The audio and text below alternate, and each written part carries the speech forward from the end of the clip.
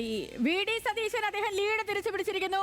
1400 വോട്ടിന് V D Satheesan പറവൂരിൽ lead ചെയ്തിരിക്കുന്നു. അപ്പൊ ക്യാപ്റ്റൻ മാത്രമേ ഉള്ളൂ. പിന്നെ ഇപ്പോൾ വി ഡി സതീശൻ അതാണ് അതിന്റെ ഒരു നീതി എന്ന് പറയുന്നത്. കാരണം ഇത്രയും വലിയ വിജയത്തിലേക്ക് നയിക്കുന്ന വി ഡി സതീശൻ പിന്നിൽ നിൽക്കുക എന്ന് പറയുമ്പോൾ അത് അതിനകത്തൊരു പ്രശ്നമുണ്ടല്ലോ. വി ഡി സതീശൻ വിജയിക്കണം, ഈ വലിയ വിജയം യു ഡി എഫിന് ലഭിക്കുന്നെങ്കിൽ അവിടെ വി ഡി സതീശൻ നയിക്കണം. ആ കാര്യത്തിൽ സംശയമൊന്നുമില്ല. അതിലേക്ക് തന്നെയാണ് പോകേണ്ടത്.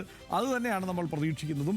പക്ഷേ ടൈസൺ മാസ്റ്റർ ഉഗ്രൻ സ്ഥാനാർത്ഥിയാണ്. അദ്ദേഹത്തിന് ഏതെങ്കിലുമൊക്കെ ഘട്ടത്തിൽ ഈ മട്ടിലൊരു മുന്നേറ്റം നടത്താൻ കഴിയുമെന്ന് പ്രതീക്ഷിച്ചിരുന്നു. അത് തന്നെയാണ് സംഭവിച്ചത്. ശരി, അപ്പൊ അമ്പലപ്പുഴയിൽ നിലവിൽ സുധാകരൻ ലീഡ് എടുത്തിട്ടുണ്ട്. പറവൂരിൽ വി ഡി സതീശനും ലീഡ് ചെയ്യുന്നു. മഞ്ചേശ്വരത്ത് യു ഡി എഫ് ലീഡ് ഉയർത്തിയിട്ടുണ്ട്.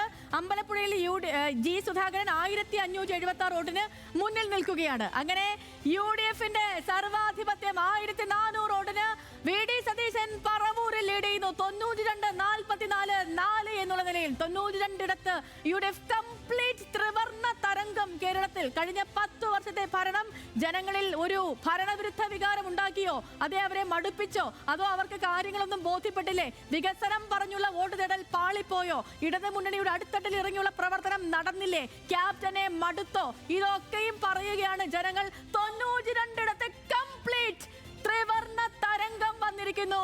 വി ഡി സതീശൻ നയിച്ച, പ്രതിപക്ഷ നേതാവ് നയിച്ച വെയിലത്തും മഴയത്തും മഞ്ഞത്തും പരിഹാസങ്ങൾ ഏറ്റുവാങ്ങിക്കൊണ്ട് ഉപതെരഞ്ഞെടുപ്പിൽ വിജയം കാണിച്ചുകൊണ്ട് വി ഡി സതീശൻ നടത്തിയ ആ കോൺഫിഡൻസ് അത് വിജയത്തിലേക്ക് എത്തിയിരിക്കുന്നു.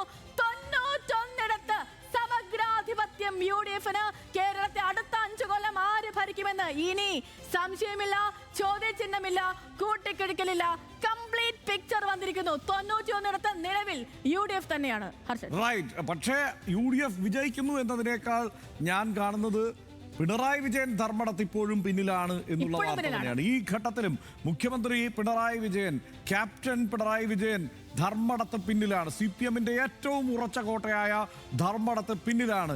അതായത് മറ്റൊരു വ്യാഖ്യാനങ്ങൾക്കും ഇപ്പോൾ തൽക്കാല സ്ഥാനമില്ല. അതായത് ഇപ്പോൾ മുസ്ലിം വോട്ടുകളുടെ ഏകീകരണം, ന്യൂനപക്ഷ വോട്ടുകളുടെ ഏകീകരണം എന്നതിനെല്ലാം അപ്പുറത്ത് CPIM അണികൾ, ഇടത് പ്രവർത്തകർ ഈ തെരഞ്ഞെടുപ്പിൽ അങ്ങേയറ്റം സൈലന്റ് ആയിരുന്നു. ഞാനൊരു മണ്ഡലത്തിന്റെ പേരെടുത്ത് ഞാൻ പറയാം. തൃത്താല മണ്ഡലത്തിലെ നമ്മളുടെ സർവേയിൽ 43% വീടുകളിൽ സ്ക്വാഡ് വർക്ക് നടന്നിട്ടില്ല എന്നുള്ളത് നമ്മുടെ സർവേ കണ്ടെത്തിയത്. അത് നമ്മൾ സമാന്തരമായത് ഇപ്പോൾ അത് പബ്ലിക്കിന് കൊടുക്കാൻ വേണ്ടിയില്ല. നമ്മൾ എടുക്കുന്ന ഡേറ്റയിൽ പല വിവരങ്ങളും നമ്മൾ പഠിക്കാൻ വേണ്ടി എടുത്തപ്പോൾ നമ്മൾ കണ്ട ഒരു വിവരമാണ്. തൃത്താല മണ്ഡലത്തിൽ 43 ഇടത്ത് സ്ക്വാഡ് വർക്ക് അവസാനത്തെ ആഴ്ച പിന്നിടുമ്പോഴും നടന്നിട്ടില്ല എന്നുള്ളത്.